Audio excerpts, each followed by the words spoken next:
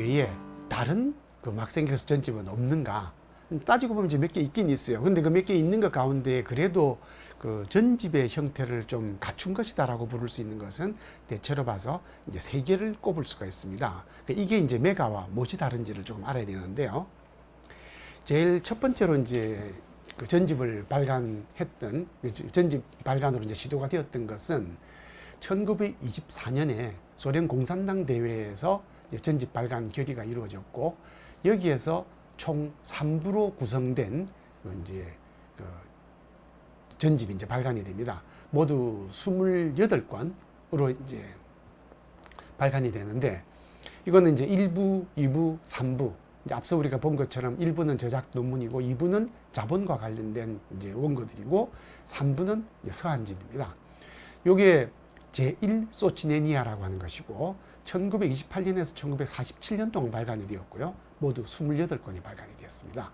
그런데 이제 요 당시는 우리가 알다시피 바로 이제 앞 시기는 스탈린 치하에 있었고 그래서 이 스탈린 치하에서 이 책은 순전히 이제 대중적인 판본으로 발간이 되면서 편집이나 번역이나 또는 이제 그 문헌 이런 데서 뭐 많은 문제점들이 이제 노출이 되었어요. 이게 이제 비판을 많이 받았습니다. 그러자 이제 할 수 없이 요 일소치네니아를 좀 결함을 보완을 하는 새로운 전집을 발간을 하기로 이제 결정을 해서 1954년부터 1966년 사이에 전부 39권을 이제 발간을 하게 됩니다.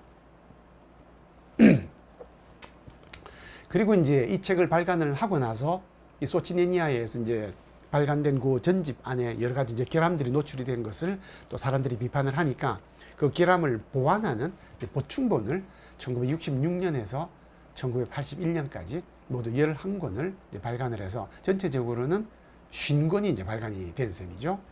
요 제2소치네니아도 역시 제1소치네니아와 마찬가지로 학술적 정본의 성격이기보다는 대중 보급판으로서의 성격을 가지고 있었습니다. 그래서 출판이나 문헌이나 편집에 있어서 별로 엄격하지 못하고 좀 약간 완화된 기준에 의해서 이제 만들어진 전집이라고 할 수가 있죠. 이게 이제 소치네니아 전집입니다. 러시아어로 돼 있죠. 이게 이제 러시아로 이제 막생겔스 전집이 발간이 되니까 당연히 제가 당시에 동독에서 막상 독일 사람인데 그래서 이제 자기들이 이걸 독일어본으로 막생겔스 전집을 이제 찍어내야 되겠다고 생각을 하게 됐는데 메가는 아직 완료되지 않은 상황이죠. 그래서 메가가 완료되기 전에 우선 임시로 좀 대중적인 판본을 하나 만들어내자 라고 하는 것이 1953년에 막스가 사망한 70주기를 맞아서 그 독일 이제 그 동독에서 그 막스 레닌주의 연구소에서 이제 이걸 기획을 하게 됩니다.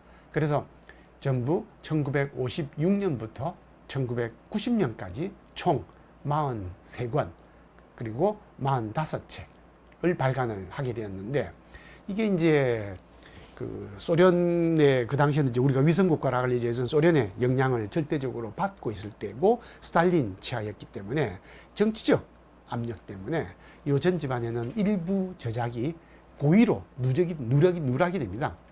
특히 이제 서방에서 주목을 많이 받았던 1844년 경제학 철학 초고라든가 또는 이제 자본과 관련된 원본이었던 그룬트리세 같은 것들이 이제 전부 고의로 누락이 되었다가 이게 나중에 이제 보완본이 만들어지긴 했으나 어쨌든 이게 모두 출판과 그 편집에 있어서 문헌적으로 엄격한 원칙을 지키지 못하는 그래서 그냥 그 대중본으로서의 의미를 갖는 것이죠. 사실은 요 에메베라고 부르는 요 이제 동독에서 발간된 이 독일어 막생겔스 전집이 바로 우리나라에 제가 번역했던 자본의 이제 그 대본입니다.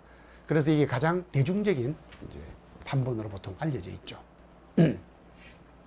이게 이제 에메베 막생겔스 베르케라고 부르는 그 전집으로 일반적으로는 보통 이게 제일 많이 알려져 있는 상태입니다. 메가는 이제 우리에게 그 학술적인 것이라서 제대로 안 알려진 상태가 돼 있었거든요. 아직도 발간도 다 된 게 아니고.